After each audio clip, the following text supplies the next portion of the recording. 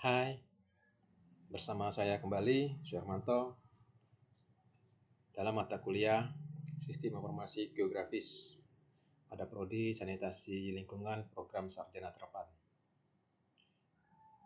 Baik, Ananda mahasiswa semua, pada sesi sebelumnya Ananda sudah mendownload, menginstal, kemudian juga sudah mempelajari menu-menu ataupun perintah dasar yang ada pada QGIS.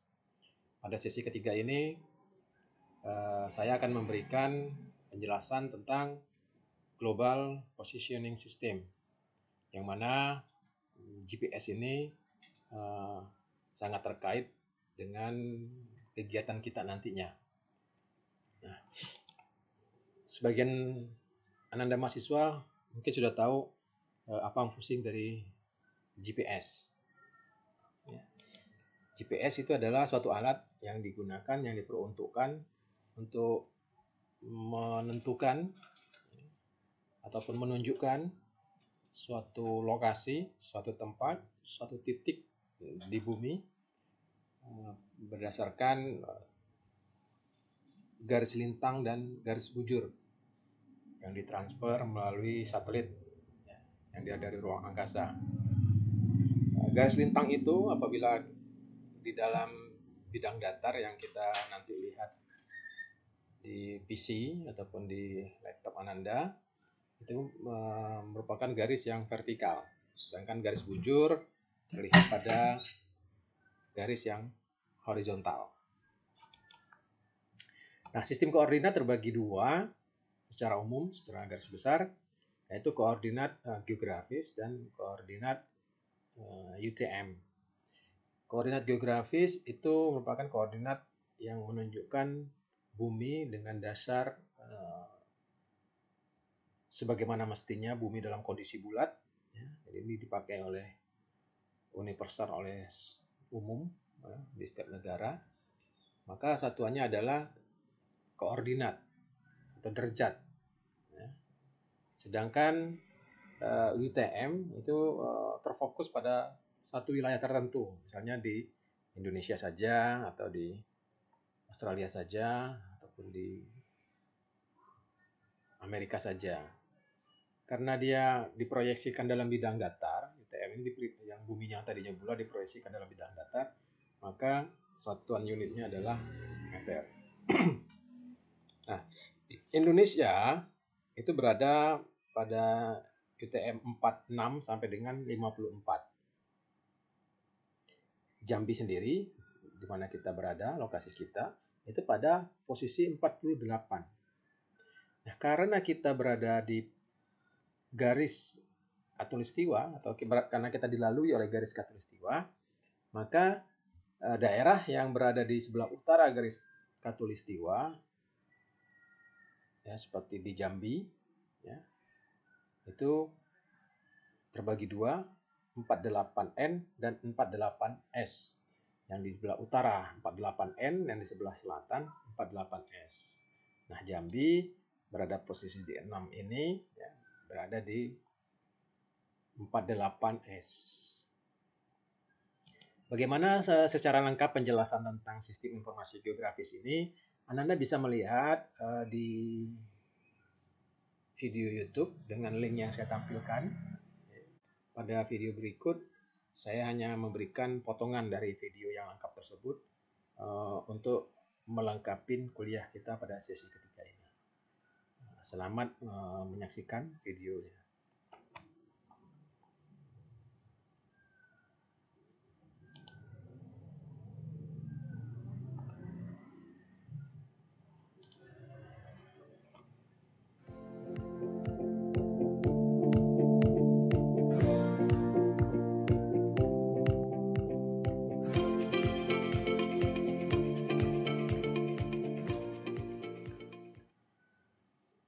Sistem koordinat. Jika kita membuka software GIS, kita akan diperlihatkan dengan sistem koordinat. Jika kita membuat peta, terdapat beberapa aspek utama yang diukur. Bisa dia bentuknya luas dalam satuannya hektar, atau kilometer persegi, atau meter persegi, dan seterusnya. Bentuk dari fitur yang kita buat, kemudian arah, baik itu utara, timur, selatan, barat, kemudian kita menghitung jarak, baik itu meter, kilometer, dan seterusnya, serta biring atau utara magnetik. Maka kita berhubungan dengan sistem koordinat. Jika kita tidak memiliki sistem koordinat, maka kita tidak akan mengetahui secara presisi atau semua data yang kita masukkan tidak akan saling bertampalan atau tidak akan saling bertemu. Nah, di dalam software JS, kita akan diperkenalkan dengan sistem koordinat, baik itu yang geografik maupun yang projected. Di software QGIS, kita diperlihatkan dengan contoh misalkan World Geographic System 84 atau WGS 84 yang kodenya adalah EPSG 4326, atau contoh yang lainnya adalah Sudo Mercator EPSG 3857. Nah, semua ini adalah sistem koordinat. Lantas, yang mana yang akan kita pilih? Baik, kita akan bahas satu persatu. Sistem koordinat secara umum dibagi dua, yaitu Geographic Coordinate System atau GCS dan Projected Coordinate System atau PCS. Pada gambar di samping, kita melihat untuk GCS digambarkan pada bentuk bumi yang bulat, sementara yang PCS adalah bentuk bumi yang datar. Nah, apa bedanya keduanya? Untuk GCS, itu menunjukkan lokasi di mana data tersebut di permukaan bumi. Jadi, dia menunjukkan lokasi di mana data tersebut di permukaan bumi. Sama juga untuk projected, tetapi untuk GCS, dia menjangkau seluruh dunia. Artinya, dia sifatnya global. Kemudian, karena GCS itu secara global atau melingkar bulat, maka satuannya adalah derajat. Satuannya adalah satuan sudut atau derajat. Sementara untuk projected menunjukkan bagaimana data tersebut tergambarkan pada permukaan datar seperti kertas atau layar komputer. Jadi, tadi untuk GCS, dia menunjukkan lokasi di mana data tersebut di permukaan bumi, sementara projected, bagaimana cara data tersebut digambarkan di permukaan yang datar. Jadi karena buminya ini bulat, maka kita harus membuatnya menjadi datar. Jadi bayangkan sebuah jeruk yang kita kupas, kulitnya kita ingin buat datar, maka ada bagian-bagian yang tertarik atau ada bagian yang termampatkan. Nah, disinilah gunanya perhitungan sistem koordinat proyeksi, di mana daerah yang bulat tadi itu dibuat menjadi seolah-olah datar dengan perhitungan tertentu. Karena bersifat lokal, untuk minimalisir distorsi pada area tertentu. Kemudian, karena pada bidang yang datar, maka satuannya adalah meter atau kaki atau kilometer atau satuan panjang yang lainnya. Untuk Geographic Coordinate System, sebagai contoh, misalkan seseorang mengirim titik koordinat di Australia, titiknya seperti demikian, kemudian kita plot di peta titiknya A atau B. Nah, kedua titik ini sebenarnya sama, tetapi yang membedakan adalah GCS yang digunakan atau Geographic Coordinate System yang digunakan berbeda. Yang A, dia menggunakan Australian Geodetic Datum, sementara B menggunakan WGS 84. Mengapa terjadi perbedaan titik atau perbedaan lokasi? Itu dikarenakan perbedaan perhitungan di masing-masing GCS. Perhitungannya mempertimbangkan bumi ini tidak bulat sempurna, kemudian terdapat banyak area-area yang tinggian atau rendahan, sehingga titik tersebut tidak semuanya sama untuk semua perhitungan GCS, untuk semua jenis GCS. Karena bumi ini tidak bulat sempurna, tetapi perhitungannya diasumsikan dalam model yang bulat. Kemudian, dalam perhitungannya, GCS menggunakan garis hayal, garis lintang, dan bujur untuk menentukan lokasinya. Untuk menyamakan persepsi di seluruh dunia, maka WGS 84 didesain untuk cocok memetakan data secara global, atau kita bisa membuat peta secara global menggunakan WGS 84. Adapun untuk yang lokal atau yang dibuat masing-masing negara itu bersifat di negara tersebut saja. Nah, ini adalah gambar di mana untuk menentukan lokasi digunakan garis lintang dan bujur sebagai titik koordinatnya. Berikutnya adalah Projected Coordinate System. Bumi ini sangat sulit digambarkan secara datar tanpa mengalami distorsi. Dengan proyeksi peta, distorsi tersebut dapat dikurangi. Jadi kita bayangkan, tadi kulit jeruk yang kita ingin buat datar, maka ada bagian yang mengalami tarikan, ada juga yang mengalami pemampatan. Nah, seperti gambar yang di samping, kita melihat yang gambar paling depan, itu bumi yang dianggap sebagai area yang bulat, kemudian diproyeksikan ke bidang datar pada gambar yang di belakangnya. Bagaimana dengan yang di Indonesia? Sistem koordinat yang umum digunakan di Indonesia seperti apa? Yang umum digunakan untuk skala global, kita gunakan adalah GCS 84, GCS WGS 84. Sementara untuk yang lokal atau yang projected, kita menggunakan Universal Transverse Mercator. Atau yang lebih spesifik lagi, pada bidang pertanahan misalkan, itu menggunakan TM3 oleh Badan Pertahanan Nasional. Nah, ini adalah gambar zona UTM yang ada di Indonesia, yang mana kita dibagi menjadi beberapa zona, mulai dari 46 sampai zona 54. Nah, karena posisi Indonesia berada di garis khatulistiwa, ada yang berada di utara khatulistiwa, ada juga yang di selatan, maka zona UTM-nya ada yang 46S dan 46N, atau 50S dan 50N, dan seterusnya. Nah, baik, Ananda mahasiswa, semoga dengan menyaksikan potongan dari video tersebut sudah semakin paham. Namun jika ingin lebih detail, silakan saksikan secara lengkap pada link yang saya sebutkan tadi. Saya ingin memberikan informasi karena ini jadi kebutuhan dari kegiatan praktek kita nanti. Ananda bisa menggunakan GPS. Ya. Otomatis kalau ingin menggunakan GPS ya harus memiliki GPS-nya. Ada 3 cara untuk mendapatkan GPS. Ya. Yang pertama ya sudah pasti membeli GPS-nya. GPS itu bermacam-macam harganya sesuai dengan kemampuan, ya, sesuai dengan budget yang dimiliki. Ya. Silakan mau dibeli secara online atau apa secara langsung, itu banyak yang sudah menjual GPS. Ini hanya ini bukan promosi, ini hanya menampilkan contoh-contoh dan harga yang ada di pasaran jika ingin membeli GPS. Atau kalau ada yang aplikasi GPS yang digabungkan dengan HP, ya, seperti produk lama, ya, seperti ini produk Garmin ini, ya, Garmin Asus. Ini juga terdapat aplikasi HP dan GPS di dalamnya, sudah terkoneksi, ya.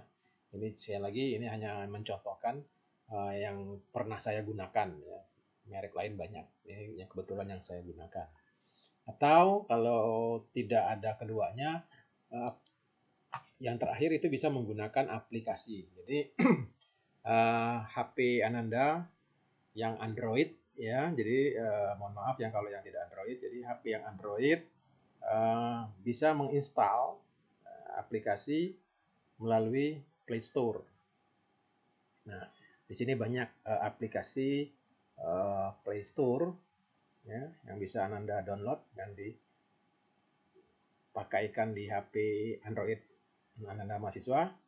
Dan sekali lagi ini bukan juga promosi, kebetulan dari sekian banyak aplikasi ini saya menggunakan GPS test, ya. Ini GPS test, jadi Ananda juga silahkan kalau mau gunakan GPS test, kalau tidak ya silahkan menggunakan yang lain. Nah, GPS test ini ada yang free seperti ini dan ada juga yang berbayar, ya, GPS test plus. Tampilannya sama baik yang GPS test maupun yang GPS test plus. Jadi tidak ada alasan Ananda tidak bisa menggunakan aplikasi Android untuk GPS. Nah, ini akan saya jelaskan sedikit tentang GPS test. Kebetulan ini yang saya gunakan. Aplikasi ini keakuratannya tergantung dari masing-masing HP. Ya. Semakin baik HP-nya, maka keakuratannya semakin tinggi. Ya. Yang penting bisa terbaca di mana posisi. Keakuratan itu hanya menunjukkan penyimpangan, ya, kesalahan dari lokasi yang sebenarnya. Bisa aja akuratnya itu bisa sampai dengan di bawah 10 meter, itu yang bagus. Kalau yang kurang bagus itu misalnya lebih dari 20 meter, bahkan bisa sampai 50 meter dan seterusnya. Ya, tergantung dari kemampuan dari HP-nya masing-masing. Nah, setelah di download, untuk mengaktifkannya kita harus memastikan GPS-nya on. Ya, pastikan GPS dalam kondisi on. Sehingga ketika dalam kondisi on, dia akan membaca satelit. Ya, satelit akan membaca. Di sini seperti ditampilkan, ada 11 satelit yang ditampilkan, tapi yang digunakan hanya 7. Ya. 1, 2, 3, 4, 5, 6, 7 satelit yang digunakan. Nah, selanjutnya, ada di bawah sini nanti ada tombol-tombol, sini menyatakan on, ya, ini untuk menunjukkan satelit. Nah, dengan tombol ini menunjukkan posisinya secara satuan derajat, ya, dengan global, ya, koordinatnya. Kalau yang UTM dengan project UTM boleh juga, namun untuk merubah ini, ya, kalau Anda menggunakan UTM, kalau saya lebih suka menggunakan UTM, ya, ini harus dirubah dalam settingannya. Jadi di titik kanan atas ada titik 3, silakan diklik, dan titik 3, terus pilih setting, ya, settingannya dipilih. Nah, silakan disetting posisinya, pastikan pada format UTM dengan datumnya WGS84. Jika itu sudah Anda lakukan, maka otomatis GPS testnya dapat dioperasikan dan menentukan di mana lokasi tempat itu berada. Namun perlu diingat, karena ini membaca satelit, ya, HP-nya, jadi jangan langsung apa yang tertera dan langsung dicatat. Tunggu dalam keadaan stabil, ya, sampai dengan 5-10 menit posisinya stabil, keakuratannya tidak berubah, ya kan? Nah, baru dibaca ataupun direkam ataupun ditulis koordinat yang tertera pada GPS test. Jasa itu yang dapat saya sampaikan sampai dengan sesi ketiga ini. Kita sudah, Ananda mahasiswa sudah download, sudah menginstal, sudah membuat folder khusus untuk mata kuliah ini, dan sudah mengenal sistem koordinat. Selanjutnya kita akan langsung praktek, materi-materi selanjutnya akan langsung memperagakan di dalam PC-nya masing-masing. Saya rasa itu, lebih kurangnya saya mohon maaf. Saya akhiri pertemuan ini. Semoga Anda tidak bosan dan mau mempraktekkan. Wabillahi taufiq wal hidayah. Wassalamualaikum warahmatullahi wabarakatuh.